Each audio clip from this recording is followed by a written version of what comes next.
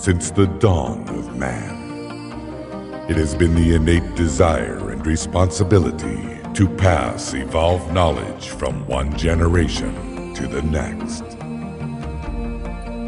From the earliest cave drawings to Egyptian hieroglyphics, from hidden scrolls and leather-bound books to microchips, never has a generation passed where leaders of the era did not set out on the quest to teach their students of tomorrow. Enter the new millennium.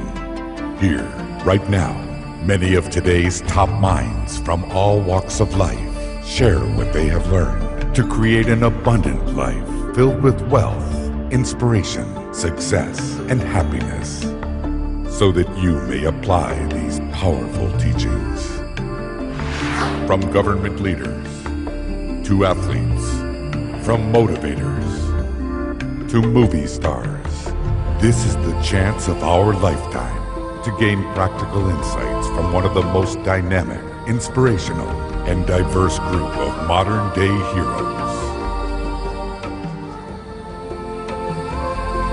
And now they wish to share their strategies with you so that you too can learn it, live it, and pass it on. Welcome. This is where your journey begins. And where are we? Well, we're at a bank. But we're at a bank like no other. Let me explain. While it has vaults, they're not filled with diamonds and platinum and gold. Now, these vaults contain items much more valuable. Rather than things, they contain ideas. They contain concepts, strategies, and wisdom that's been passed down over the years and made contemporary and relevant by today's greatest achievers. And like most banks, there are deposits and withdrawals. However, at this one, you could make as many withdrawals as you'd like and never deplete the resources. In fact, oddly enough, the more withdrawals you make, the more deposits seem to come in. Now, many people therefore call this bank the bank of sustainable abundance. The vaults, these vaults that you're going to see here, are categorized into 4 areas: wealth, inspiration, success, and happiness. Why these concepts? Why these categories? It's simply because throughout time, these are the areas that people seem to strive for most in their lives. And you'll note that it makes an acronym, WISH. And then people will ask, are you telling us that we can wish our way to success? No, absolutely not, not even close. But what we are saying is this, that when you learn these ideas and put them to work, really put them to work, you can live a full life beyond your wildest expectations, and you can truly make your dreams, and yes, your wishes come true. Truth is that if you want these things to come into attraction, you got to first take action. So I'm going to ask that you keep your eye out for the common component here in all of the vaults, and that's called mentoring. Yeah, mentoring. It's the act of passing on, sharing information from one person to another. And mentoring comes in different forms. It could be one-on-one or through books or discs, courses, work, and videos as well. One of the most important ingredients of success is mentoring. Mentorship is really important to me because of the mentor I had. I played basketball at UCLA. I was on the first 2 NCAA championships there under the legendary coach, John Wooden. John Wooden went on to have that great run where he won 10 championships in 12 years. You got something you want to do in a big way, find somebody who's been highly successful at what you want to do. Sit down with them. Ask them, how did you do what you accomplished? They'll tell you. You follow it, you can make it happen too. If you want something in life, then align with someone who's getting the results that you want. Seek them out. Do your homework. Call them up. Get persistent. Change your approach. Do whatever it takes to find an outstanding mentor. If you want to have mega success, you've got to have a mentor. I'm in university and I'm in an audience that just wows me with Buckminster Fuller, and I just saw the guy who took over Einstein stuff. Albert Einstein was Bucky's mentor, Bucky was my mentor, and I saw his radial arcs of his auric energy. That afternoon I went to work for him, spent the next 7 years traveling the world with him. He was the finest mentor there was because he called himself a teacher. That's all he was a teacher. All 180 guys like myself that played for him, we were taught by the finest. The easiest way to become an expert at something is find a mentor. Empower yourself with people that are better than you. Search for leaders, search for eagles, search for the people that you want to have as your mentor. Mentors are everywhere. Find one with a style and a demeanor that you like, and remember, ask great questions and put the answers into action. When one is willing, when one is available to be taught, to be receptive, the teacher appears. My role models, my heroes, my mentors, Lincoln, Booker T. Washington, Patton. He knew what we needed to do, all the fundamentals and all the work it was going to take to get to that point. And that's what a mentor does for you. He gives you the game plan, how to get to where you need to go. And to make this system have integrity, you got to be a mentee to a mentor, and then you got to go on and mentor someone else. That's how easy it is. The greatest satisfaction in life is helping other people and having an influence in their life and passing it on to them so that they carry the torch after you leave this world. In just a moment, I'll press that button, which is going to spin the combination, relax the locks, and open the vaults. There you'll be introduced to your mentors who share with you on video and in their own words some of their contributions to this bank of wisdom. And when they do, they challenge you to the following. First, learn it. Take this information in. Ideas are going to spring forth like you're drinking from a fire hose. It's going to come fast and furious, and that's what you want. Next, live it. Put these ideas to work and really live a big life. And then, like the mentors you're about to meet, pass it on. Let's enter the first vault, wealth.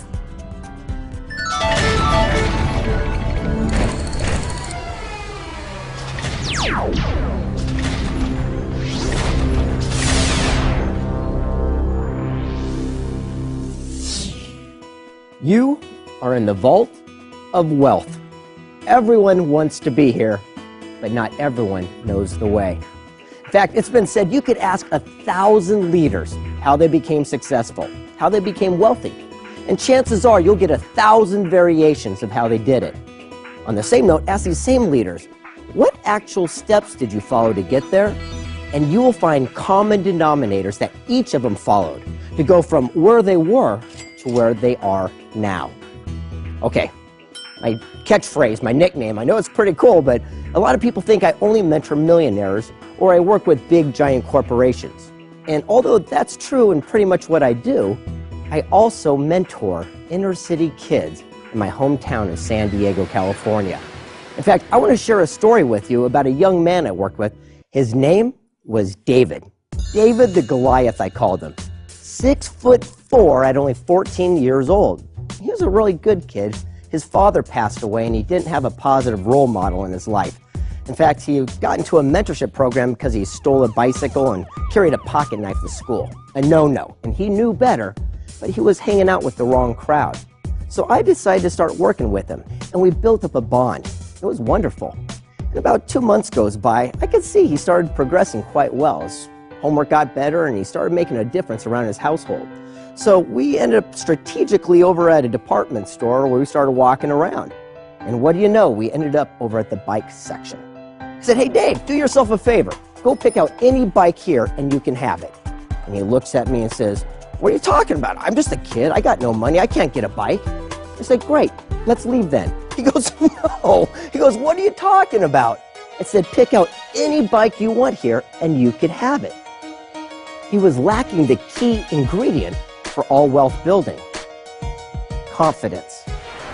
You have to believe more than anything that what you want can actually be. Your attitude is either the lock on or key to your door of success. It's the way you look at something in advance, because there never was a winner who didn't believe that he or she deserved to win in advance.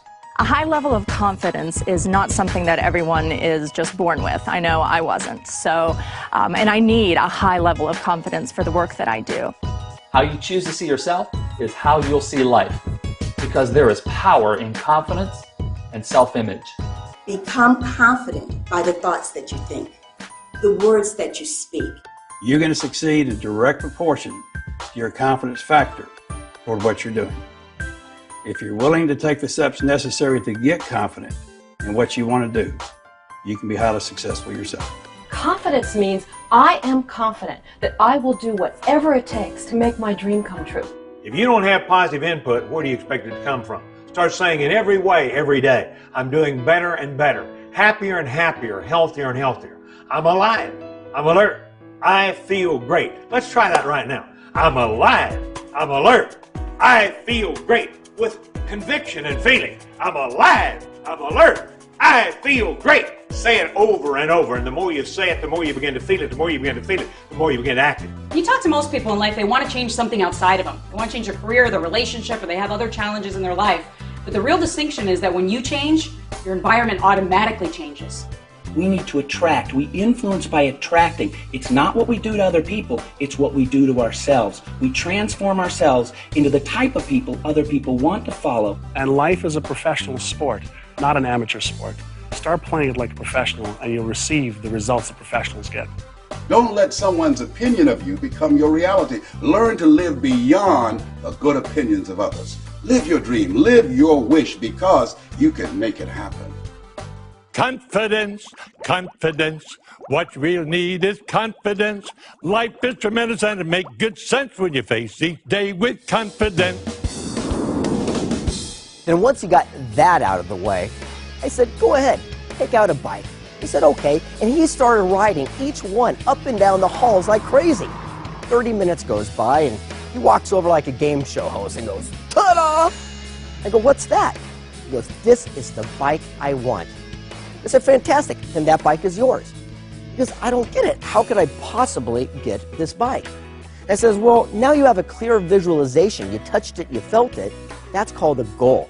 And the easiest way to hit a goal is to give yourself a goal to hit.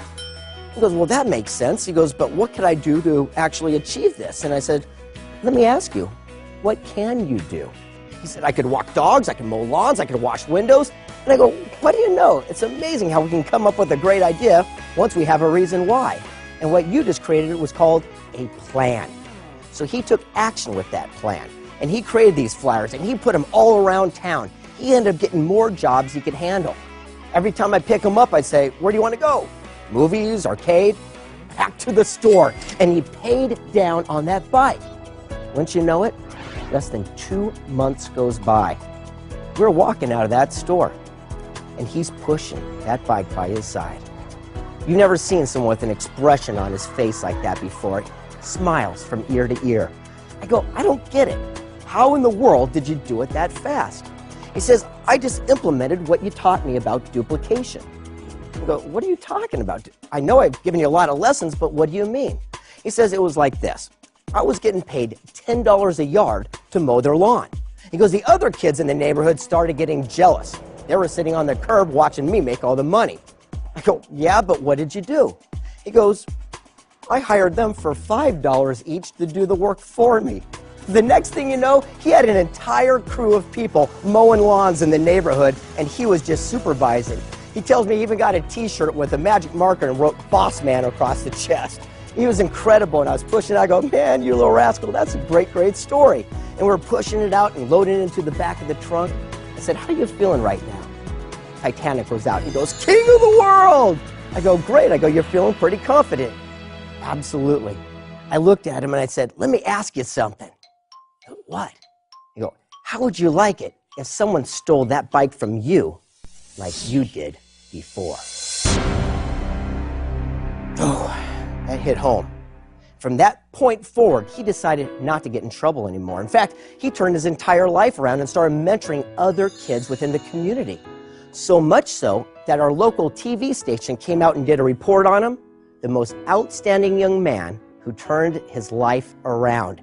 He even had the same jobs 2 years later with other people mowing the lawns for him, all based on residual opportunities. Now you might be saying to yourself, well, that's a warm, fuzzy story and everything, but what does that have to do with me and wealth? It has everything to do with it. You see, he followed the exact blueprint that we discovered that all wealthy people did. You see, it all begins with this. He had a goal. Because without a goal, it's impossible to reach your destination. One of the keys to success is clarity, because you can't hit a target that you can't see.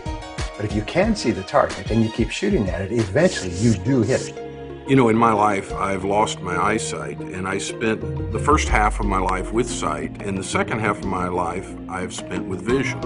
And they are both very powerful things. There are few things more precious than our eyesight. But if I had to make a choice between sight and vision, I would select vision for my life because it's made so many things possible, and dreams are all that we need to propel us from where we are to where we want to be. For me, I wrote myself $1 million check because I wanted to be a millionaire. Then I went and I blew it up and I placed it everywhere where I had to keep seeing it so I could keep visualizing it so it became real. Visualization was a key strategy that had been given to me, and I finally decided to do exactly what they said. Visualization to me is a daydream with intent. But somewhere along the way, we forgot how to dream. We lost it. We lost the very thing that we knew how to do that manifested what we wanted. First, you must envision what it is that you're committed to manifest. Whatever that is, whether it's a new car or a new house, maybe you're expanding your business or attracting that relationship of your dreams. You can't say just, I want to lose some weight, I want to make more money, I want a better job. What you say is I want to make a specific amount of money, I want to lose a specific amount of weight, I want to be in this position, or I want to start this company. Deciding what it is with absolute clarity. Specificity rules the world. It's numbers, it's how much, it's how long, it's when. You got to put it in concrete so that your mind can get a hold of it, because the mind is the most incredible biocomputer ever created, and it doesn't deal in vague, it deals in specific. Okay, now once you have a goal, what's the next step? Well, just like Dave, he created a flyer. Remember I asked, what can you do? So many people focus on what they can't do or what they shouldn't say or where they shouldn't go. Wouldn't it be great to start asking yourself, hey, what can I do? What am I capable of? What could I do with my life without limitations? So Dave made his flyer. Remember, he'd walk dogs, wash windows, he'd mow lawns. He'd do whatever he had to do, and that's called a plan. A goal without a plan is just a dream. You know, in the airline industry, no plane ever takes off without a flight plan, without a destination in mind. And if you were to leave from an airport and deviate by 1 degree, you could miss the destination by 1,000 miles. Same thing can happen in your own life. File your flight plan, stick to it. Imagine driving from Los Angeles all the way to New York City without a road map. Sure, you might get there eventually, but you need a specific plan. Attention. Take your attention. You are so powerful, and direct your attention onto that thing that you are so passionate about. Set a goal, then figure out what you have to do to achieve that goal. Then make a plan and take consistent daily action. And then each day, wake up with specific things you're going to do today to accomplish a small part of a big goal. You know, we wouldn't go to the grocery store without a list, so we don't waste our time, effort, and energy in the grocery store. And people spend more time planning their 3-day weekend than they do what are they going to do for the rest of their lives. You know, everyone has goals, but they spend more time planning a party than they do their life. Then you need to have a strategy. Imagine a group of construction workers trying to build a house with no blueprints. That would be crazy. So if you need clear, specific, defined blueprints to build a house, wouldn't you think that you need clear blueprints for your life? Now, once you got the goal, and once you have a roadmap, a plan to get there, you need step 3. And step 3 is my favorite part, because David did something special. He did something, and that's called action. There's absolutely no substitute for massive action. I know this. Successful people understand that there's a law of attraction, but it's the action behind the attraction that makes the wish come true. You gotta think it, you gotta feel it, then you gotta do it. The law of compensation works this way. There's got to be action, attraction that gives you traction. What happens is you decide to take the action, and the universe has the belief imprinted that you're really believing a thing, so you're going to achieve a thing. And then what happens by the law of attraction, you attract it right into your very beingness and essence. We all have fears. We all have insecurities. But if you're going to accomplish something, you've got to take action. Let me say something. If it scares you, do it for sure. Don't disqualify yourself because of your fear. Make your visionary bigger than your fear. You're scared. I'm scared. Heck, we're all scared. The difference between successful people and those that aren't is that successful people do it anyway. Success is a choice, not a chance. And whatever you choose to believe, you make real. For example, in physical fitness, people ask me, how do you get fit? And I say, do 1 push-up a day. Just 1. Now that sounds crazy, but you'd be surprised how 1 small action done consistently has a way of expanding on its own. Just set a penny aside each day. It starts the habit. The habit is the most important thing. And every single one of us knows people who we think might be smarter than we are, but they're not doing as well in life.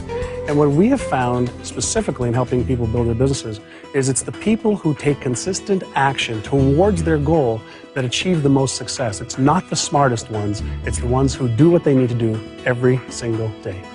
If we could make you a little bit less smart, it'd be a lot easier for you to just take actions. When someone successful tells you what to do, just do what they tell you to do. Quit thinking about it so much. Get out of your head and get into life. Take some action now. Okay, so now David's got it going. I mean, everything seems to be going his way because he's following through. But how did he get that bike so much faster? He did something. It's very important, and a lot of people miss this key ingredient towards wealth building. See, a lot of people leave their job and they go over to start their own business. They want to become an entrepreneur and they become their own boss. The only problem with that is you still got a boss. Whether it's someone else or it's you, you're still working for somebody. What Dave did was smart. He leveraged himself so he could do twice as much, twice as fast, and have twice the results. It's all about duplication. We only have 24 hours in a day. When we can duplicate ourselves, we can accomplish so many more things with the same amount of time. The power of duplication is you get to get out of the way. Wouldn't you like to have all the income, but you're not part of the picture? You still get paid for doing the things you did because you helped other people become empowered. We didn't want a mega best-selling book. We wanted a mega best-selling book series. Jack and I got together, figured out what we were doing as a system, which means save yourself time, energy, and money. Then we did the system so well, we had other co-authors to help do books. Now we've got 147 books, and we're en route to 220 books very quickly. I was about to give a speech somewhere, and they asked me to talk about my income. And as I was preparing for it, I realized I do not have one single source of income where I'm the only person who makes money. One of the best things you can do to create flow into your life and create wealth is to partner with other people. Then you make money, they make money. And once we started selling, we sold a few to get the momentum going. We sold them from seminars, so we multiplied ourselves instead of 1-on-1, 1-on-10, 1-on-200, 1-on-2,000, 1-on-20,000. And then we got other authors to do that. Then we got to do it on media, and we got to do it in a multiplicity of different ways. So we've now duplicated ourselves, so there's 144 million books. Wealthy people understand the power of duplication. It's working smarter, not harder. 2 years go by, and Channel 10, remember they came out and did a segment on him, the most outstanding kid who turned his life around? He still had those same positions he started years earlier, and he still had the young people working those positions. You know what the best part is? No matter what Dave was doing, he was still getting paid by their efforts, and that's called residual. Residual income to me is like planting a seed once, but eating the fruit for the rest of your life. Why do you want residual income? Because think about it for a second. Wouldn't you like to do something one time and do it right so you can get paid for the rest of your life? Most people go through life doing what they have to do just to make that check every week. That's not what it's about. You want to get multiple streams of residual income so you have the choice. Kind of interesting, one day I woke up to realize that I was living in a welfare mindset. What's a welfare mindset? Paycheck to paycheck to paycheck. Even though I own my own company, I was president of my own company, I'm like going, you know, I've got to keep doing what I'm doing or I don't get paid. I said that I was going to save 10% of everything that I made, and with every job, I was going to buy myself a really cool present. And then as time goes on, my savings is growing, that 10%. I then took that and invested it and continued to buy myself presents. And now I've got money that goes into savings, goes into my investments, it starts coming back around, and I get really cool presents. You need to have passive income so that you can have freedom to do whatever it is that you love passionately. Simply put, residual income is doing something once and then getting paid for it over and over again. And then I realized that there was another way to live life, and that was the wealth mindset. What's the difference? It's called residual income and leverage of time, energy, effort, people, and money. And what happens is it'll go out as wave propagation and it'll come back to you as sustainable, perpetual, residual income, which is the best kind of income there is. And the final puzzle piece in this vault of wealth comes down to this final principle. I love this. You see, Dave understood something. Sure, he wanted that bike, he wanted that goal, but he surrounded himself with other people and helped them. You see, the other young men and women in the neighborhood, they were mowing the lawns for the $5, and they were working for their goal, their bicycles, their dreams. So at the end of the day, it comes down to this. To get what you want, help others get what they want first. Greg, that was beautiful. That's what it's all about. Could you give us an example of that in real life? Yes, actually, let me tell you a little story about someone that I surround myself with. His name was Jack. He's one of my greatest mentors I've ever had in my life. And I'm sure you know him. Do you know Jack? If you don't, then you don't know Jack. I'm Jack. You see, like a lot of leaders, I started my own business and I was having a tough time. And across the hall, I shared this business park with these people I called the grumpy old men. I wasn't that grumpy. But the leader of this group, he was a special man. I love this guy. And I figured he really was important because he did something that was incredible. He was president of something called the Distinguished Flying Cross Society. That's right. If you ever flew a mission in the war and you did some heroic deed, you got this award of honor. An honor it truly was. And the person who held it all together, his name was Jack. And one day I went across the hall, I said, Jack, I got a question for you. I'm having a tough time in business and I want to see if you could help me. And he looks at me and says, yeah, young man, come back tomorrow at 1 o'clock. I'm going to take you out to lunch. And I'm going to teach you how to become a self-made multimillionaire. I go, what? And he goes, come back tomorrow, I'll explain. Fine. I started leaving. You know me. I come back 2 minutes later, I go, Jack, I got to know, what were you, president? He goes, technically, yeah, you could call me president, CEO. But again, people just call me Jack. So we took something that was a small little idea and grew it into something very large. When you come back tomorrow, I'm going to show you how you could do it too. I said, thanks, Jack. I'm really looking forward to it and I appreciate it. So I left the building. I come back 15 minutes later. I go, Jack, I got to know. What were you president? What were you CEO? He was down on the ground fumbling through some papers and he looks up at me and goes, have you ever heard of Velcro? I'm like, wow, I really want to learn from this guy. The next day we go to lunch. But here's the true key element towards a life of sustained abundance. And I said, what is that? He looks at me and he said, mentoring your way to millions. He said, remember that old saying that says, treat people the way that you want to be treated? I go, yeah. He goes, that's a lie. Treat people the way they want to be treated. Treat people the way that they want to be treated. Because everyone's got different goals. Everyone's got different dreams. But if you can help them achieve what they are, you can have anything you want in return. So, wow, that makes a lot of sense to me. So I'm going to go back and implement it today. Every day I'd come into the office, there'd be a line of people waiting to get in. Do you know why? They weren't working for me any longer. They were working for their goal, their dream. And what do you know? Sales doubled, then they tripled, and I ended up getting everything that I wanted in return. So the key element to true wealth, to get what you want, help others get what they want first. So now you've worked the principles, you've earned the wealth, and you're sitting pretty. Let me ask you a question. What are you going to do with all of it? The whole philosophy of pass it on is to share it from one generation to the next. Sure, you could leave a bunch of money behind, but there's something much more important. One word, legacy. I guarantee you that right now in your head you have an idea for a poem, a song, a book, a play, a movie, even the next great invention. And here's the question. What are you doing with it? Could you imagine unlocking the vault containing all the great leaders who've had great ideas, people like Edison and Alexander Graham Bell and Ford and Jonas Salk? Now, what you're about to explore right now is the exact same sequence of events that they followed to take their idea from their head to the marketplace. Get ready. Here comes the Vault of Inspiration.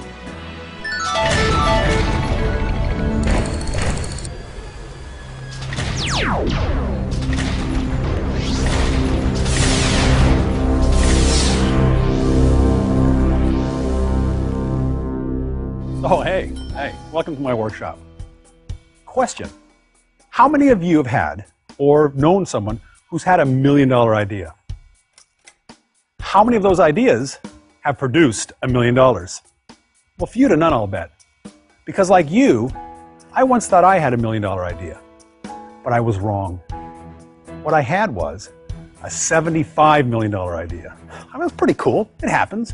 But it only happens when you follow a certain sequence of action steps in order to get this idea out of your head and into the marketplace. The first step in the sequence is catalyst. It's that aha moment. We all have them. The point is recognizing it. It's a step of recognition. When you're driving down the road, you're in the shower, or you wake up in the middle of the night because it hit you like a ton of bricks. I get my ideas just walking along the ocean. My moments come to me when I'm surrounded by the beauty of nature. My best ideas come when I'm on a power walk.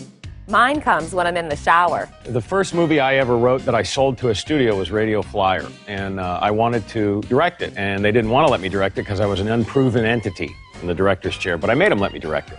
And then 8 days after I started, they fired me. So that was, profoundly devastating to me. What was my long-term goal, he asked. And I said, I want to be the president of an airline. And he laughed at me. That set me on my way. Catalyst for me, you want to fire me up, get me going, tell me I can't do something. By the time I got home from the set that day, I walked into my office at home and went to my computer and I said, I'm going to write a movie that is contained, that I can shoot in a limited number of locations on a limited budget that I know they won't be able to say no to with regard to me directing it. And I didn't know what it was. I knew I wanted to do that, but I didn't know what the story was or what I was going to write about. And I sat down and literally got the aha moment, which was a kid goes over a wall and he's got to get a ball back. And there's a big, scary dog back there. My aha moment was really as a result of a disturbance to my body. My body became completely disabled, and at that point I thought, what is it that I need to be listening to? My aha of all aha moments was when I went bankrupt. Luckily, I'd sold my way through college. I had one little tape called Are You the Cause or Are You the Effect by the Dean of Speakers, Cabot Robert. I listened to that one thing and I thought, oh my God, I did. I caused myself the bankruptcy. But if I caused it, I can uncause it. I can go up by thinking up. We are the thinker of our own thoughts. One day, laying in bed, my aha moments come to me just before I fall asleep at night. Boom, an idea came into my head. Which story came from my childhood, which was a bad incident where my little brother went over a fence and there was literally a dog over that fence named Hercules. Little movie trivia for you. And it bit him bad on the leg. So I endeavored to make that a heroic story and sort of change the past and write it the way that I wanted it to happen. And that's where the Sandlot came from. Now this is where the fun begins. Concept. This is where you get to create an embodiment of that product, service, or business to fulfill that dream or solve that problem. The law of attraction is a great law. And yes, by being in the right vibration and by using your mind properly, you can attract a lot of things. However, there's some corollary laws that you have to understand. One of which is one of the other great laws, is called the law of time or the law of gestation. And we know, for example, that your ideas, your thoughts are seeds.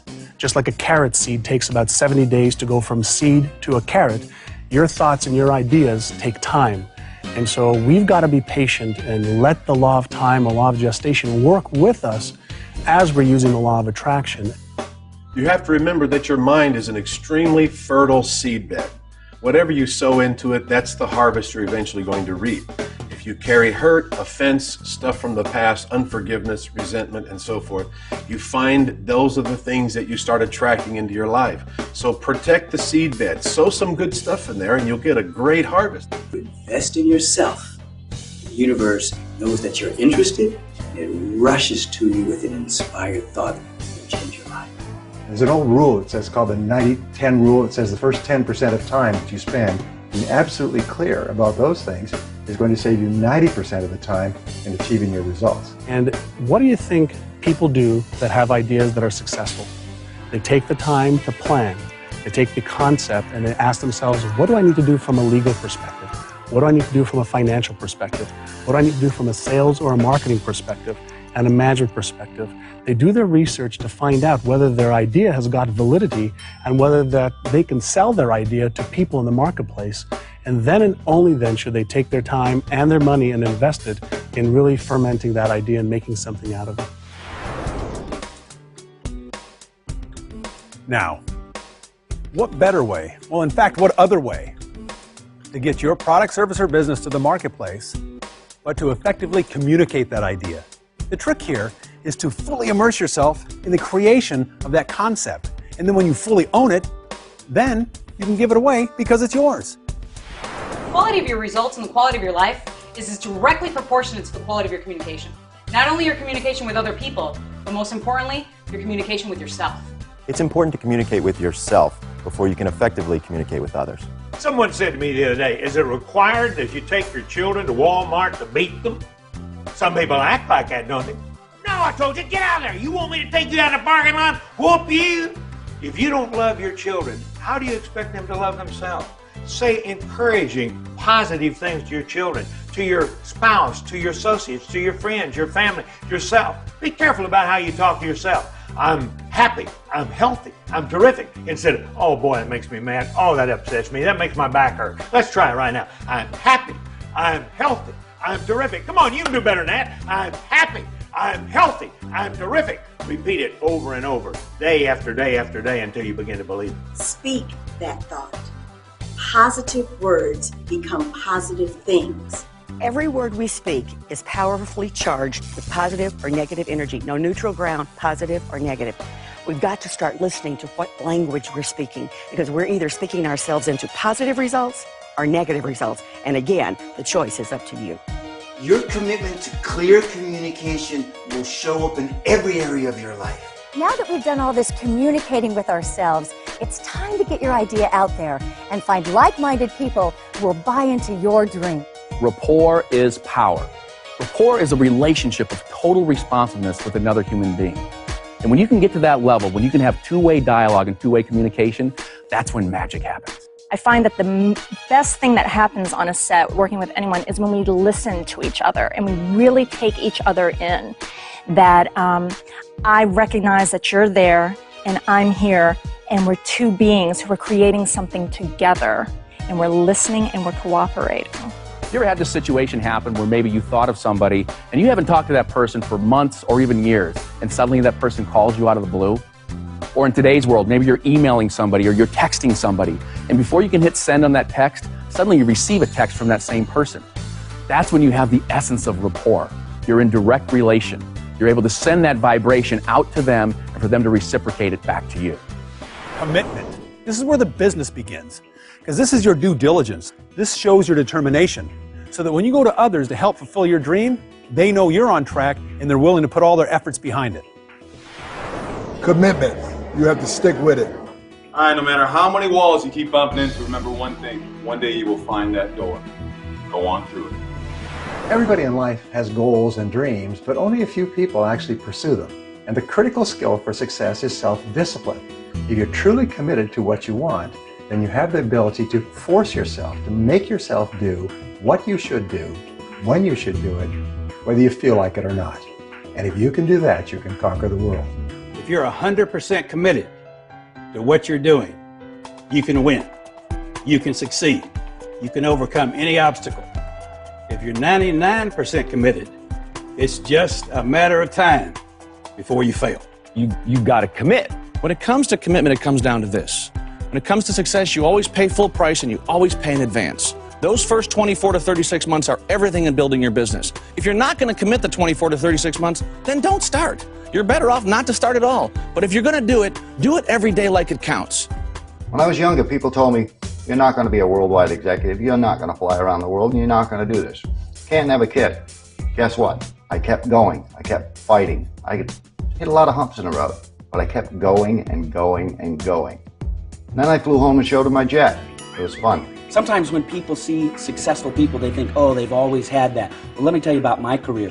There were points in my career where I was saying to myself, just give it one more week, just one more week. You might even be in a place where you're saying, just one more day, make one more sales call, do one more thing. If you keep at it and you show tenacity and persistence, you will become successful. You have to have a no matter what attitude, that if times get tough, so be it. If it's hard, then do it hard. And if you have that kind of no matter what, no excuse is acceptable attitude, that will empower you to snatch victory from the jaws of defeat. I love that. But you know what else I love? I love capital. Yeah, I love financial capital. But whenever I've chased money, and this may be real to you, I've never been able to find it. Closing a deal, money flows. So the idea is to look at capital as money, of course, but you got to look at the other side of it, human capital. Look at the influence and leverage of other people you know. Utilize those resources and everybody wins, because no great thing ever manifested as a result of any one person. No, you need capital to succeed. But capital can be somebody else's capital, it can be your capital. It can be mental, emotional, or physical capital. But here's the thing to understand is that everybody starts off with nothing. Everybody who is successful today was once unsuccessful, and what they did is they built up their mental, emotional, physical, and intellectual capital, and then were able to multiply it to achieve their goals. Because money and resources are nothing more than a tool. They fuel our dreams. You need one of two things, either resources that are friends or resources of money. You are human capital. You're an opportunity waiting to happen. Your potential never depreciates. Use those talents to produce that human capital, because you're worth something. You see, we're paid in direct proportion to the amount of lives we impact and our ability to be replaced. So every day, invest in yourself and learn more about the people around you so that you can all win at the game of life. I represent 70 tribal sovereign nations. We collectively are a $6 billion industry. We employ over 52,000 people. When I made the movie Rudy, I didn't have the money or the capital, but other people did. So I built relationships to get there. We are actually reinvesting within our own communities and with each other. We're loaning each other money, we're consulting with each other, we're building diverse economies. The more human capital you provide others, the more others are willing to provide and invest back in you. You ever notice sometimes you pick up a phone and you make a cold call and you say, hi, here's who I am, and they say, don't have time for you? But if you call somebody and say, hi, your friend Joe told me to call you, then they say, sure, let's take all the time we want. What you're able to do is borrow a reputation. You're able to have somebody else open a door for you. That's human relationship capital. Always look for ways to add value to the lives and work of other people, and you'll always end up retaining a part of that value. Hey, you ever try to throw a party alone, celebrate something alone? Not a lot of fun. It's that cooperation that's missing. It's that community feeling. Well, sure, I tinker in my shop alone, and I've got great statistics for product placement, but none of it happens in a vacuum. You've got to create this cooperative effort in order to make your vision a reality. Do you realize there's power in cooperation? Let me share something with you. One goose can fly 75% further in formation with other geese than they can ever fly by themselves. Find somebody that you can work with and make things happen. Andrew Carnegie taught me a long time ago, surround yourself with people who can do all the things you can't do, and hire people that are better than you. Every one of us is gifted with things that we love to do, and we find other things really difficult, but other people may find those things easy. So again, hire people who play at things you have to work at, and you will achieve magical success in your business and your life. Having a good candidate is important, but more important than having a good candidate is to have a good speechwriter, to have a good planner, to have a good director, to have people who know how to put the whole program together to give you a successful outcome on election day. In life, in business, one of the greatest lessons that you can learn is to look at those around you, find out what their strengths and assets are, and leverage those. And everyone has a different talent. You have a talent, I have a talent, but when we work together, 1 + 1 = 11, not 2. Synergy is the ability to take the sum of the parts and put them together and make a team that is unbeatable. Teamwork is essential in all elements, and it doesn't necessarily mean it has to be a team of people. It could be a team of resources. It could be a team of anything that supports your primary purpose. When I was the CEO of Southwest Airlines, we focused on 3 major areas: vision, what business are you really in, and then develop a culture to support it. And the key component was higher attitudes. Teach them the skills. Higher attitudes. Teach them the skills.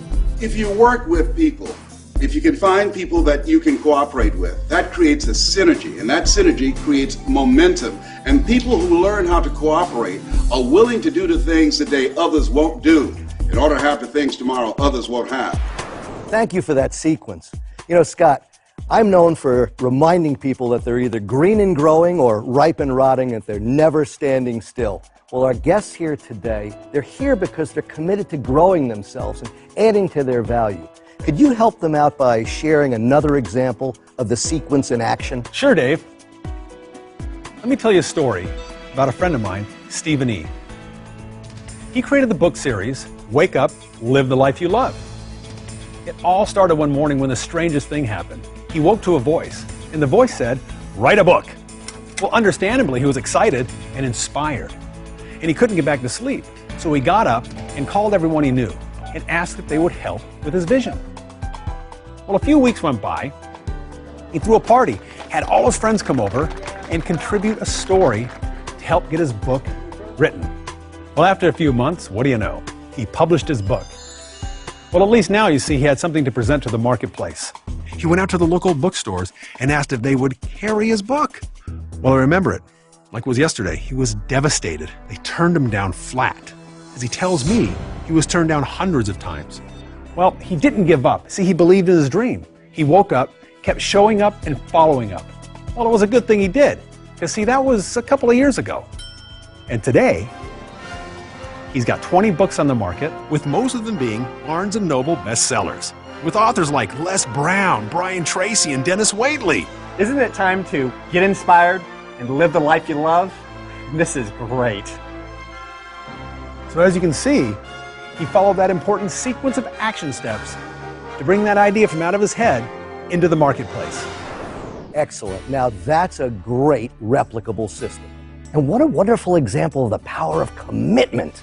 Commitment is the heart of everything. Commitment, that word is so sacred we shouldn't even say it. Because see, in life, there comes a time you can't go on. You can't go on. But you know when you grow, you don't grow when you can't go on. You grow when you won't give up. And you know when you won't give up? When you're committed and you can't give up. Now here's an example of commitment in action. A story with our good friend Ruben Gonzalez, three-time Olympian. When I was 21, I was watching the Olympics on TV. And I saw this little guy win the gold medal in figure skating, Scott Hamilton. When I saw him win that gold medal, he gave me hope. I said to myself, if that little guy can do it, I can do it too. I want to be in the next Olympics no matter what. It's a done deal. I just got to find a sport. Well, I wasn't a great athlete. So my plan was to find a sport that was so tough, a sport that had so many broken bones in it, there'd be a lot of quitters. Only I wouldn't quit. I chose the luge. I'll tell you where I live. I live in hot and humid Houston, Texas. And I was going to do the luge, an ice sport, a winter sport. I didn't know anything about the luge, but it didn't matter. So I called the luge track in Lake Placid, New York. And I told the guy, I'm an athlete here in Houston. I want to learn how to luge, so I'll be in the Olympics in 4 years. Will you help me? And the guy goes, how old are you? I said, 21. He starts laughing at me. He goes, 21? Forget it, man. You're 10 years too late. If you want to do it at your age, you want to do it in just 4 years, it's brutal. 9 out of 10 people quit. When he said that, I started smiling. I thought to myself, man, this works right into my plan. This is perfect. I went to Lake Placid to learn how to luge. And the guy was right. It was brutal. The first 2 years, I was crashing 4 out of 5 times. 4 out of 5. But I kept at it. In the third year, I went from crashing 4 out of 5 to crashing 1 out of 100. I figured it out. And on the 4th year, I made the Olympic team. I made my dream come true. If you have a dream, you're willing to go for it, and you refuse to quit, you can make that dream come true.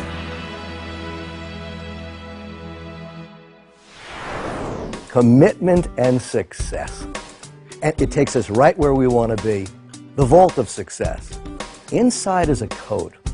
Just may change your life. See, chances are your entire life you've heard people say, find your major definite purpose or live your purpose.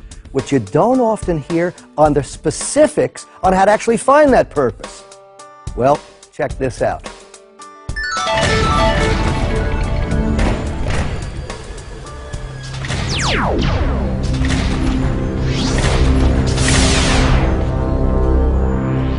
Purpose. Look, we're all put on the spinning rock for a reason greater than ourselves. And while we're here, it's our mission to find out what that purpose is. You've just entered the vault of success. And success, defined by us and all the other great leaders, is simple. It's living your life in pursuit of what that mission is. We've come up with a very simple idea, an equation of sorts, that might just help you find what your purpose is. It works like this. P plus T times A squared is success. Now, okay, this isn't a fancy math test or anything like that. It's just an equation that, when actually applied by action, you too can help separate yourself from the 95% who just dream of success to that top 5% who actually achieve it. It works like this. Say you love stuffed animals. They're all over the house. In fact, it drives people nuts every time they come over. And your talent happens to be pretty good on the computer. Say you're a real whiz when it comes to looking things up on a search engine. Well, how could you take action with the right association? I'm not a rocket scientist, but you can open up an eBay store and start selling stuffed animals right online. Because you're combining your passion with your talent, you're taking action with the right association. And that's what the success equation is all about. The first element is the P, and that stands for passion. If you love what you're doing and you believe in it and you can bring your people along with you, passion will aim you toward the goal you're seeking. Passion is the difference between being in something and that something being in you. We all want to live passionately, and that's how we begin to get to that next level of success that's waiting on us to get there. I pinch myself every day. I really do. Here, I'll do it right now. Okay. I pinch myself every day about my life. I get paid to talk to so many people every day about the things that matter to me. I mean, I would do that if I didn't get paid and nobody listened. So the thing that makes me keep going, the thing that keeps reminding me why I'm doing it is, A, the absolute love I have for what I do. What I do, in my view, is so fun, and I have so much passion for it. I also have a very strong sense of purpose. Is what we're doing, is what we're trading our life for worth it? Nobody has a stopwatch saying my life starts now and ends now.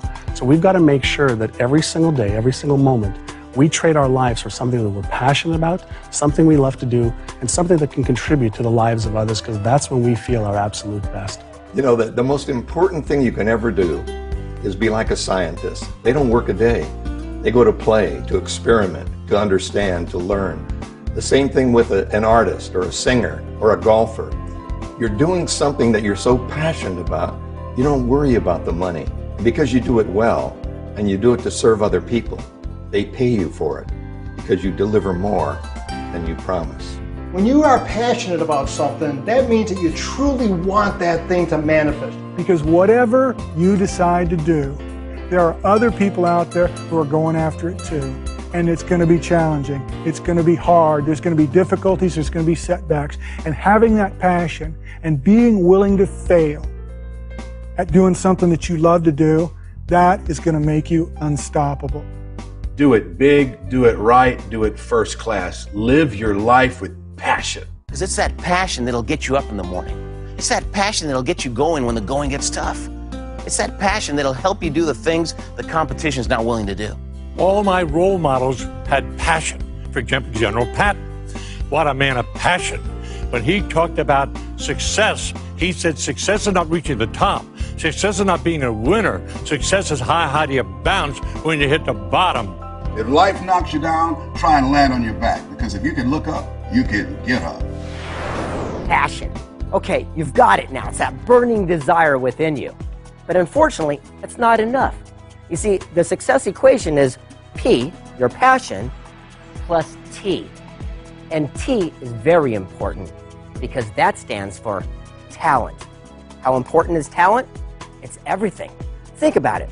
You've seen these TV talent shows where they have singing contests. Sure, they've got a lot of passion, but unfortunately, many of them are lacking talent. You know, the truth is you can be born with whatever skill or opportunity or God-given talent that you have, but it's really up to you, the individual, to nurture, encourage, and continue to learn along the way. We are all programmed. We're all genetically predisposed to having some contribution to make. Every single person has a talent. We all have different talents, but the way to succeed is not focusing on things you're not good at, but focus on things that you're good at. People ask me to come to speak and they'll say, you ever get nervous? I say, no, I never get nervous. If you ask me to come and sing or dance, then I get nervous. Why? I'm good at speaking, not so good at singing and dancing. How do you get involved with DSL from the beginning, from the ground floor? And the answer is simple. It was my passion. It was the passion of myself and my team and a lot of really talented people that all got together and combined our talent and passion, and we created something that changed the world. Don't try to coach yourself into being able to do the things that are not your natural talents. All you're going to do is get frustrated. The best thing you can do is focus on what you do best. Focus on what you're talented at. If you're not talented, you're going to constantly be coming up against struggle within yourself, which is going to manifest struggle outside of yourself. And I think it's also important taking one step before that is the discovery of what you're talented at and the exploration in finding your talent. You will only be successful doing something that you really enjoy doing. But here's the key. Sometimes you have to try a lot of things before you find the right thing for you. Every one of us has been given a special gift, a talent, an attribute. We know it as God's gift to us. It is our obligation to use that to our fullest. Talent and finding talent come to something that you love. As a kid, I loved bodybuilding. I loved strength. I was always fascinated with power. There's some things within all of us that occur for us naturally. We have some talents, we have some gifts, we have some capacities. The idea is cultivate what comes natural, what you're passionate about. And then you'll discover that as you cultivate those talents that are what we say God-given, you'll be able to cultivate others because you now have the confidence that you can do anything. You know, it's funny. I had the opportunity to be part of the 1 Minute Manager book series. I didn't take it because I didn't take stock in myself, my talents, and my ability. And as I developed those over the next 20 years, I was fortunate enough to get presented another opportunity, and I knew my talents, I knew my abilities, and I was able to contribute to that project to such an extent that I, my co-authors, and that book became one of the best-selling books of all time. Knowing what our talent is important. Finding our talent is what are you great at? What do you love doing? What comes easy? What's effortless? And just to clarify what effortless means, it's not sitting on a couch and not doing anything. What effortless really means is taking action just without that mental distraction. Don't look for your talent. Do what you do with all your heart, and your talent finds you. Okay, you combined your passion with your talent. Excellent, good for you, and you're halfway there. Now the second part of the success equation is A squared. The first A stands for one simple word, and you've heard it throughout every vault we've opened. And that word is action. When you want to create something new in your life, know there are specific actions for success. I believe in the law of attraction. What you throw out comes back. But the law of attraction doesn't work unless you take action every day. I believe everyone has a resource called passion that they can tap into. Then you enlist your talent. But after you've done that, you got to take action. You cannot fall asleep at the switch in this life. You want to achieve something, being a pilot, being a world-class swimmer, being an officer, or being a politician, just do it. Take action. If you're not where you want to be in your life today, take action in the direction of your dreams. You have to start somewhere. Don't just sit and wait for something to happen. It's already happened. It's waiting for you to take the step. You can't sit around and wait for things to happen. You gotta be proactive. Go make them happen. The universe will line up with whatever you want to do once you get off the couch and move forward. Just take one step. When you take a step, the next step will reveal itself. Take some kind of action. Even if that action is symbolic, do something that lets the universe know that you're serious about manifesting and turning this inspiration into right action. Ralph Waldo Emerson says, every act is its own reward. You take the action, what I'm saying is you get paid down line. When I started my speaking business, I knocked on 10 doors and one said yes. Then I got good and I got 2 out of 10, then 3 out of 10. Pretty soon you get 10 out of 10, and the danger is you stop taking the action. You don't knock on any more doors because you say, I'm so cool, I don't need to do it. You got to keep taking the action to keep getting the result. But by and large, I don't know anybody for whom this level of success came without unbelievable effort. Here's the bottom line. If you want something, you want to be a success, you got to be willing to pay the price. Pay the price of discipline or pay the price of regret. In other words, most of us know a lot more than what we live. You already know everything you need to know to be successful. You just got to put the remote control down, scoot the bag of chips away, get off the couch, and do something. Now that you've taken action, what's the final A in the success equation? Well, that's association. You see, just like our Beanie Baby fan, they found their passion and their talent. They took action with the right association, eBay. Because remember this, you are a direct reflection of the 5 people you surround yourself with the most, and your income will be the average of those 5 people. Successful people learn the power of association.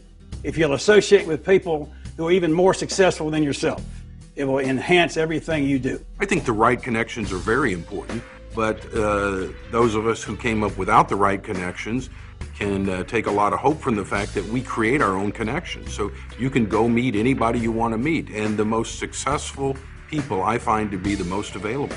You're known by the friends you keep. What kind of people do you associate with? What kind of thoughts do you put into your mind? If you hang around the people who are always filled with anxiety and frustration, that's what you'll experience. If you hang around winners, people who are happy and enthusiastic, happiness and enthusiasm are contagious. You'll catch them, and you will show that in the way you conduct yourself in life. Who are you hanging around with?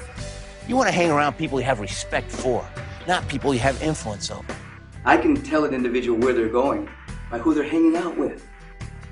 Whenever you choose a friend, you're basically biting a chunk of your own destiny. So the idea is, if you begin to know where you're going, look around and begin to associate with people who are walking in that direction. Most important that you do surround yourself with the best, because that way you get the best people and the best result. I'd rather be a member of an all-star team than be a solo star.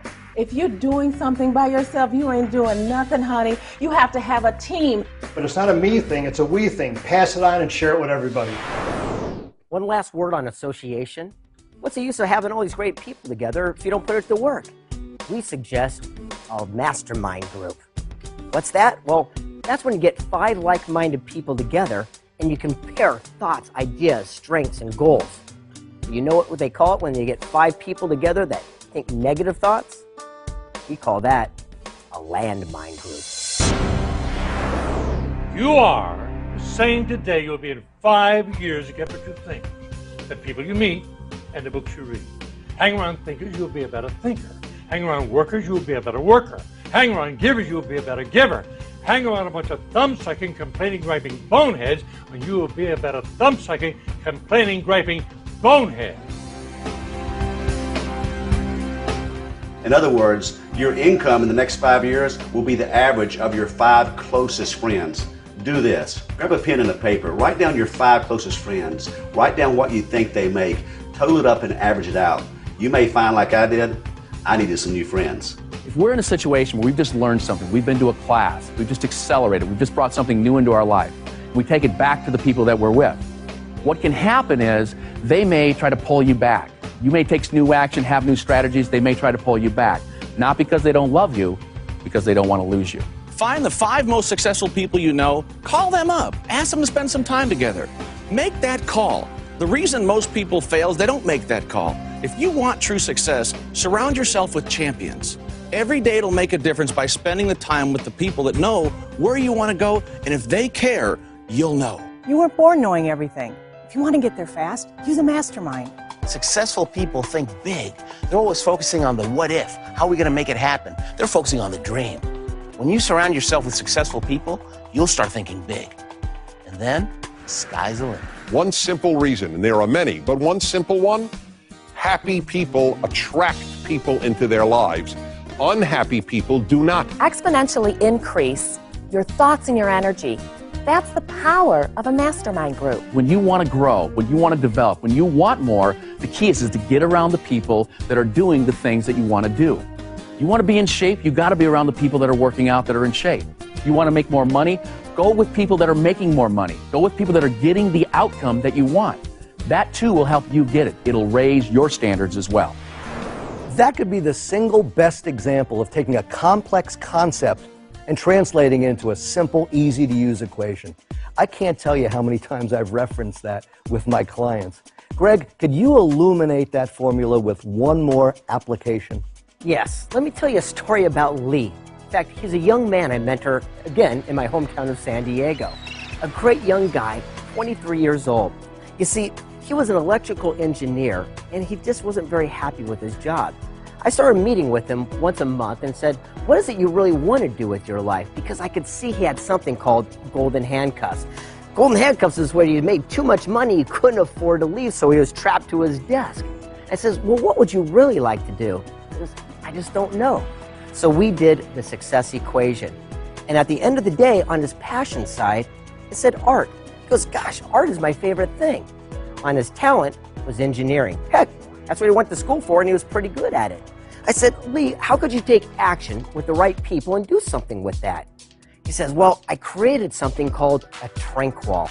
And I go, what? And he goes, a trank wall. It's an indoor waterfall that as soon as you walk into a residence, you see it come trickling down the sides of the wall. It has beautiful sound and music to it. He goes, it's an inspiration for all that see. And I went, wow, well, let's go make them. He says, I can't. Golden handcuffs. About 2 months go by. We meet again. I remember the look on his face as he sat down. I said, what's wrong? And he goes, I got laid off. I looked at him, I said, excellent, this is great. Dude, don't you understand? This could be your ticket to freedom. What are you talking about? Well, this is the whole thing we're talking before, about the success equation. Combining your passion with your talent, taking action. I mean, this right here, that could be your ticket to freedom. And he said, okay, I'll give it a shot. 6 months. Don't you know it? 3 months goes by, and ABC gets a hold of him. You know that show Extreme Home Makeover where they tear down a house and they remodel it? Well, they feature his trank walls throughout the episodes. In fact, 4 of the best of episodes, as a matter of fact.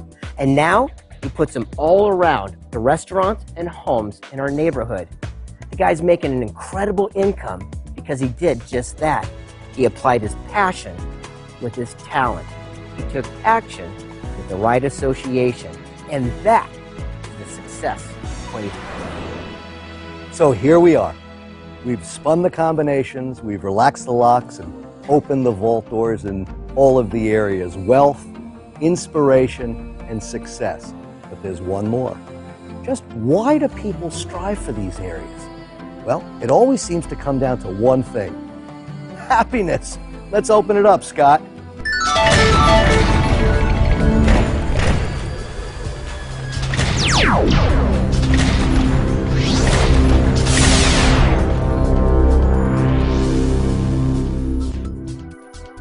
Welcome to the Vault of Happiness.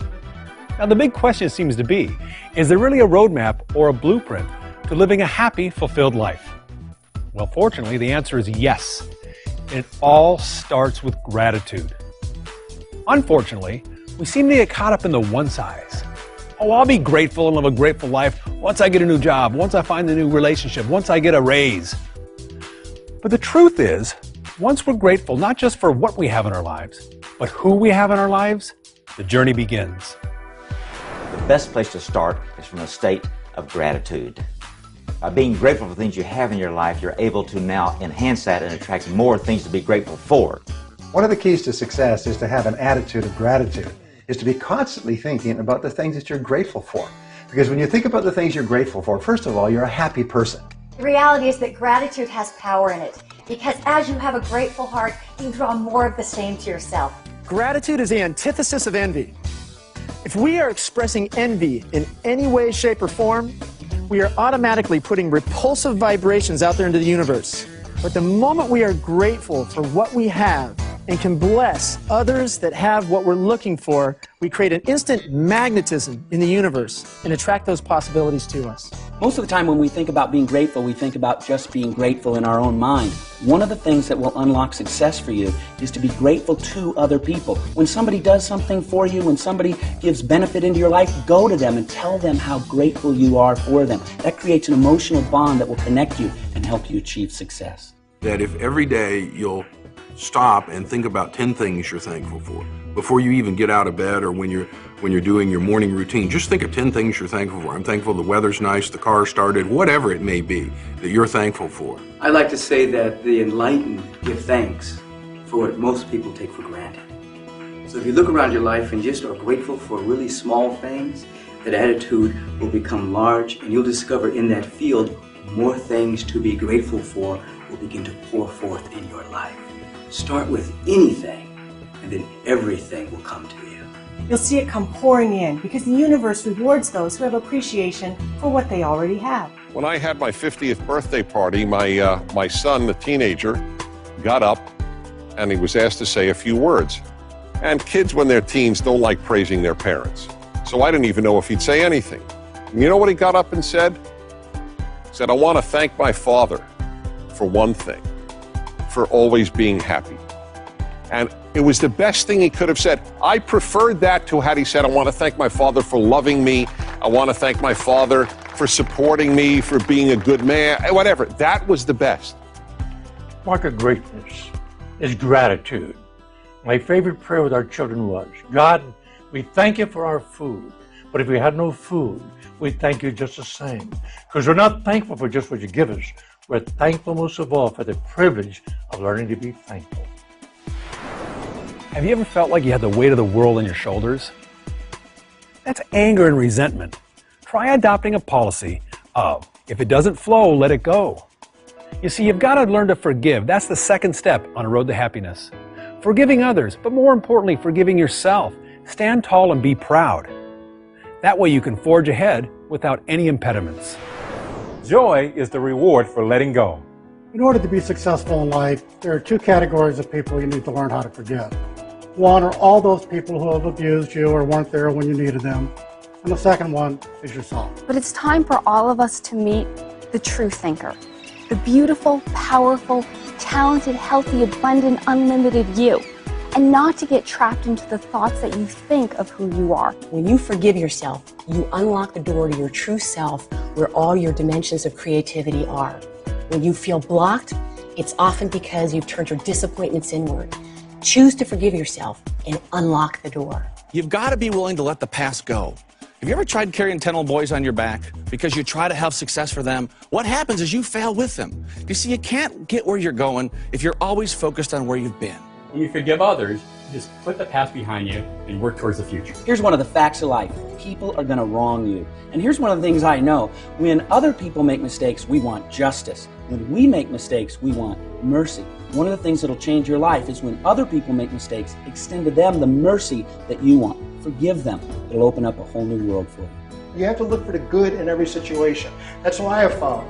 I have found that athletes only get better with struggle. People only get better with struggle. A fighter only gets to become a better fighter when his opponent is just as good or even better than him.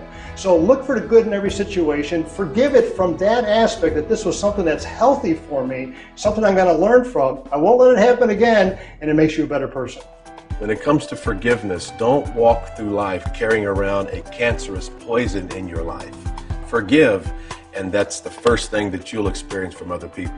Happiness begins with forgiveness. Forgiveness of self and forgiveness of others. Happiness will elude you if you have bitterness or resentment. You see, bitterness and resentment is like you drinking poison and expecting the other people to die. I had a breakthrough recently. You know, it's been said that when you forgive, you forget. Then I heard something. No, forgiving is not forgetting. Forgiving is remembering without getting angry. Whoa, that's a major breakthrough for me. The next step in a truly fulfilled life, service. To be great is to give service, to give to others. It's all about helping others. Think of it. When do you most want to give things to others? When you're happy. Serving others is the mark of a truly successful person. If you're not spending your life on something that will outlast you, you are wasting your time. You should be spending your life serving other people, especially the next generation. We all make a difference, but we don't make a difference by winning gold medals or blue ribbons or making a lot of money buying a bunch of cars. We make a difference by getting up every day and doing our best. We make a difference by being creative and flexible and seeing the good in people. Talent and money are no good unless they're employed in the service of others. I've always believed that I can't hang on to my talent. I've got to use my talent to serve. When I give you what I have and it benefits your life, then I'm serving a purpose beyond myself. Service is the means for anyone to achieve love and happiness. So you have to go out and you have to give in order to be able to really truly feel as if there's meaning in your life, to really feel that unification with all. People will do more for someone else than they will for themselves. Look at our public servants, look at firefighters, policemen, mothers, people who are willing to lay down their lives for someone else. Live a life of service and shamelessly give it away. And the great thing about serving other people is that when you give to other people, you give to yourself. And I remember when I was younger, I thought tithing was only giving away money. And then as I got older, tithing is giving away a smile. Tithing is giving away energy. Tithing is helping another person. When something good happens in your life, that's the time you feel most desirous of being unselfish. What we want to do is learn how to become a philanthropist on every sense of the word. So what I'm talking about is being able to give a shoulder for someone to cry on, or giving a compliment to somebody who's doing a great job. It can be time, money, giving a helping hand, or simply being a great listener. In serving another, one can grow to be so sensitive that they meet another's need even before that individual asks for it. That's real giving. A lot of people think when I'm more successful, then I'll give more. When I have more time, more money, more talent, more influence, I'll give it away. Really, we need to be most responsible when we need more in our life, and find somebody and make a difference for them. And you'll find all the things coming into your life that you ever wanted. I've known a lot of guys that have waited until they're 65 years old before they've given away their first penny. And I think about all the opportunities that they would have had throughout their career to give away time, money, their expertise into the community, to things that really mattered. It would have been a wonderful opportunity for them to pass it on. Hey, let's face it, stress happens. Some of the happiest people on the planet, they have a stress coping strategy. Some count to 10, some say needles and pens, some meditate. I mean, it's different for everybody. But the important thing is have a strategy. You're going to get stressed. I get stressed. I get out of balance. What I've learned over the years is it's so important to have some internal happiness. You know, they say today that stress is one of the top killers in America. And it really is, because what happens is you get so bottlenecked. You know what I'm talking about when you wake up every day and you don't want to get out of bed, you don't want to see the people you know and you really care about. If you find a way to create balance in your life by getting rid of some of that stress, whether it's taking time off, relaxing, or going to the gym and working out, or just going for a walk in nature, you will find that you become so much more successful because you're balanced. When I feel stressed, I come outside of the circumstances. I become the witness. I look at this from a different angle and realize, hey, this is a part of the movie. And we all have those challenging moments. And I take the time to go within, to pray, to meditate, to fast, to cut off the phones, to disengage from life, and do what I have to do to get myself to the next level so that I can get back into the game of life, starting fresh and ready to go. Whenever I'm feeling stressed, one of the things that I do is I stop and I ask myself, dear God, do you need to change your perception about this, or do you need to change your procedure? And that question really illuminates. It allows me to be more resourceful in how I approach that circumstance that was seemingly stressful. Recently, a woman came into my office and she said, I am just so depressed. I said, I beg your pardon? She said, I'm just so depressed. I said, well, ma'am, how do you act when you're depressed? She said, how do I what? I said, how do you act? You know, how do you walk when you're depressed? She said, well, I kind of take slow, sliding, waddling steps, kind of like this. I said, well, how do you hold your head and shoulders when you're depressed? She said, well, let my shoulders kind of slump forward, my chin hang down on my chest like this. I said, well, how do you talk when you're depressed? She said, well, I kind of talk through my nose in a whining, nasal sound, kind of like this. I said, well, let's try something. I said, get up and try walking across the office. Take a little longer, spring your step, hold your shoulders back, hold your head up, put a smile on your face, act like you feel good. She got up, she started to cross the office. She'd take a little longer, spring her step. She had her shoulders back, her head up, about a half smile on her face. She looked at me over her shoulder and she said, you know what? I do feel a little bit better. Now, anytime in the future you get to feeling down and out and the world's against you, what do? You just sit down in a chair like this and you just jump up and you say, I'm depressed. I always remind my clients that there's always an effortless solution to any apparent problem or challenge. I think we have to understand that we are responsible for the stress in our lives. It's nothing external from us. Stress is caused because of the interpretation or the meaning that we give things that are happening around us. Because I know that the moment that I'm stressed is usually when I've left my body, anxiety comes up and I'm spinning somewhere off in la-la land. So if I can take a moment to breathe, get my feet on the ground, feel whatever it is I'm sitting on or my back against the wall, wherever I happen to be, if I can get back in my body, that will help bring things down when I can be calm and more focused and get back to my joy. Scott, may I ask you to illustrate one of those strategies? Well, as a matter of fact, Dave, I've got an illustration in my action guide. It's called Ants into Apes. Ants. We all have them. It stands for automatic negative thoughts. It's been said that we have over 64,000 thoughts a day. Unfortunately, most of them are negative. Now let me ask you, what's bigger than an ant? Well, an ape, of course. And that stands for automatic positive experience. This can be a memory of anything that's special to you, like your kid's graduation, or a wedding, or even a much-needed vacation you took a while back. Now remember this. Although an ape is much bigger than an ant, 64,000 of those little rascals can take down the biggest of beasts. For me, it's a song by Billy Joel, In the Middle of the Night, that I keep in my front pocket, so to speak. It works like this. Say I'm driving down the road and someone cuts me off. Well, like most people, my ants creep up and I have that knee-jerk reaction, "Why, you son of a gun!" But then, my ape steps in, which is much more powerful and flicks that ant away while I slip into my favorite tune, In the Middle of the Night. Now, it takes some practice at first, but before you know it, your ape will be standing right outside that anthill and flick those little buggers away as soon as they pop their heads out. That is the power of turning your ants into apes. Well, now here's one of my favorite steps to a happy life. Personal time. For me, I take long drives. Not in traffic, though. No, I take long drives on long stretches of open highway. So that way I can clear my mind and think good thoughts. I am a fanatic about personal time. I make sure that I have time at the beach, and when I get to the forest, my most important thing is to watch the trees be green. Simple joy of life is to be out in nature, to be at the ocean, to breathe fresh, clean air. It's always best to enjoy yourself. Don't take yourself too seriously, and enjoy life and those people around you, and just laugh, have a good time. One suggestion, find your sanctuary. For me, it's my bubble bath, and I love the fact that there's a lock on the door and a fragrant bath bomb and a candle, big bottle of Perrier, maybe a glass of wine. For you, it might be your garden, it might be a big chair, whatever it is, find it. For the first 30 minutes that I'm awake each day, I lie in bed and plan my day. Just find myself, spend some time with me, and through affirmation, prayer, and meditation, and get things right with me. Every single day, within the first hour that you wake up, invest time in the things that make you happy, then healthy, and then wealthy, and tell me how you do then. The single best way to have personal time is to rest. My patients tell me that they can't sleep because they can't turn off their minds. It's possible to slow down and sleep, but you must give yourself the time to do it.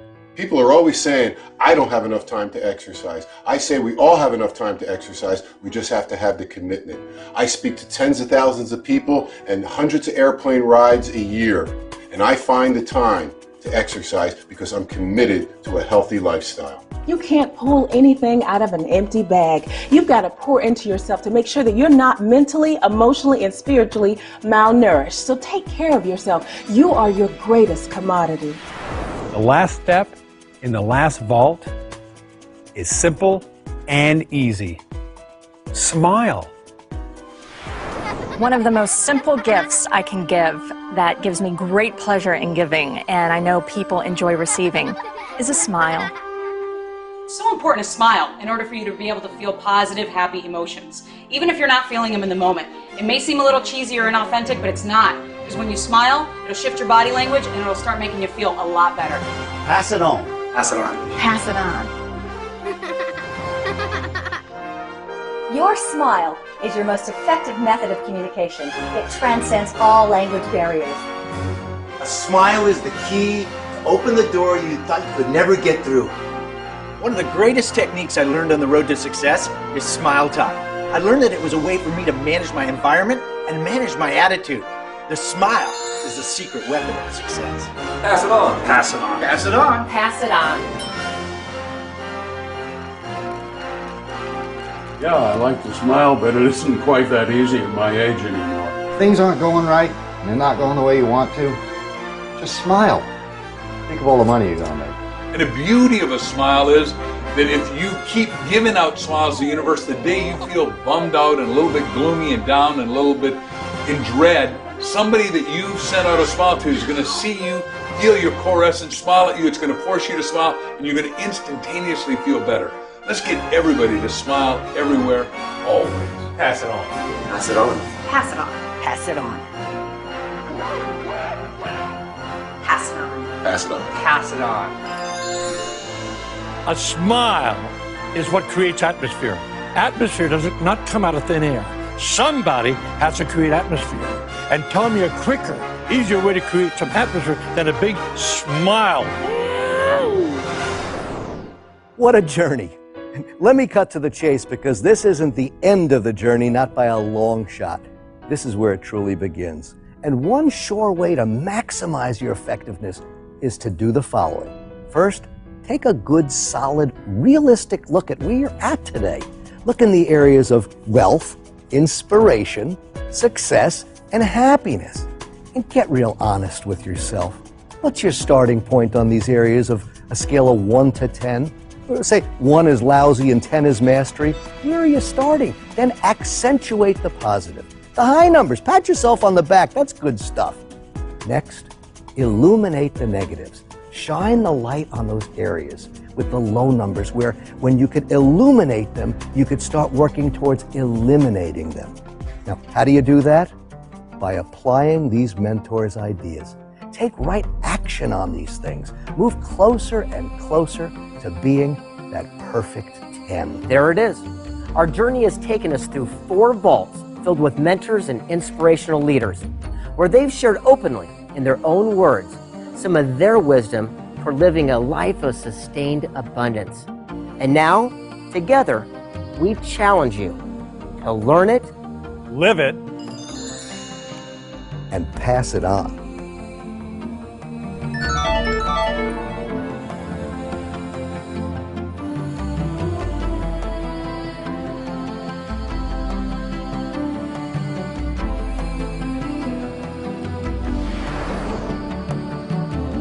This is the life we're all destined for. Step into it. Let it happen. You don't have to be great to get started, but you have to get started to be great. Find your magnificent obsession and take it all the way to the end of the road. The greatest thrill in life is to take your success and your happiness and pass it on.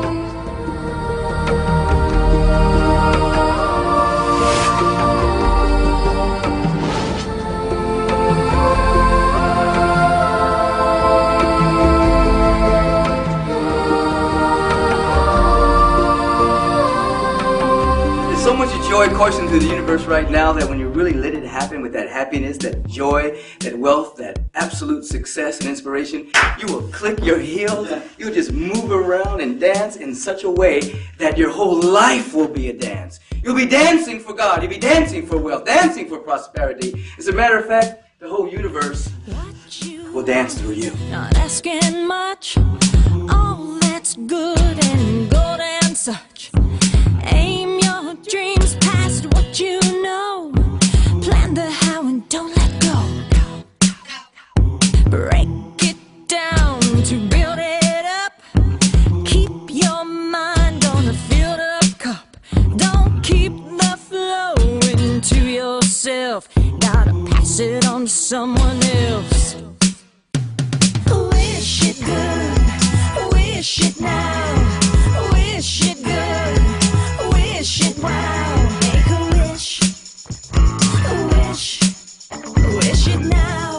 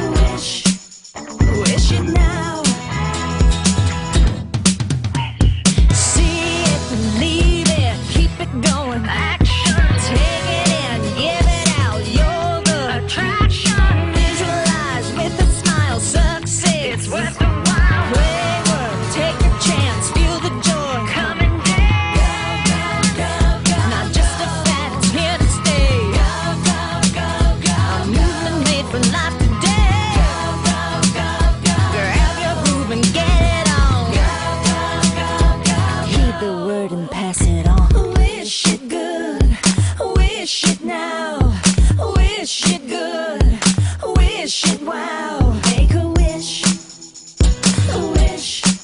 wish it now. Just around the corner, there's a rainbow in the sky. So let's have another cup of coffee and let's have another piece of pie. Trouble just a bubble and the clouds will soon roll by. So let's have another cup of coffee and let's have another piece of pie. Wish it good, wish it now, wish it good, wish it wow. Make a wish, wish it now.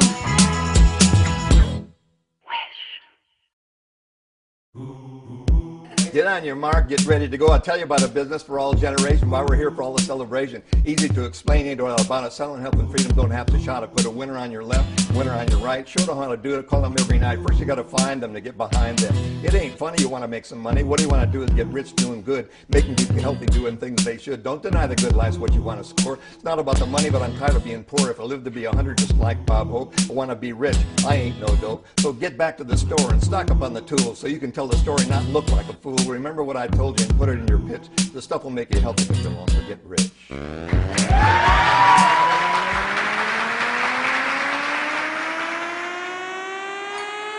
Pass it on. Pass it on.